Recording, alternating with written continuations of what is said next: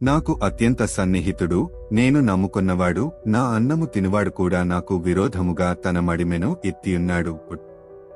కీర్తన 41:9. ఈ మాటలు రాసిన దావీదు రాజు తనకు సన్నిహితుడైన వ్యక్తి నుండి ద్రోహాన్ని అనుభవించాడు.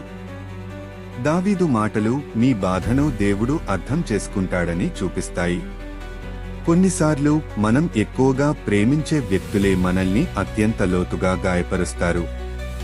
వారు మన ఉదారతను అలుసుగా తీసుకోవచ్చు, మన ప్రయత్నాలను ఎగతాళి చేయవచ్చు, లేదా వారి స్వలాభం కోసం మనల్ని మోసం చేయవచ్చు. బయటి వ్యక్తుల నుండి వస్తే మనం దాన్ని పెద్దగా పట్టించుకోకపోవచ్చు, కానీ అది మీ స్వంత కుటుంబం లేదా నమ్మకమైన స్నేహితుల నుండి వచ్చినప్పుడు ఆ బాధ చాలా లోతుగా ఉంటుంది. అయినప్పటికీ ధైర్యం తెచ్చుకోండి, ఈ దేవుడు ప్రతి దాగి ఉన్న ఉద్దేశ్యాన్ని చూస్తాడు మరియు ప్రతి నిశ్శబ్ద కేకను వింటాడు.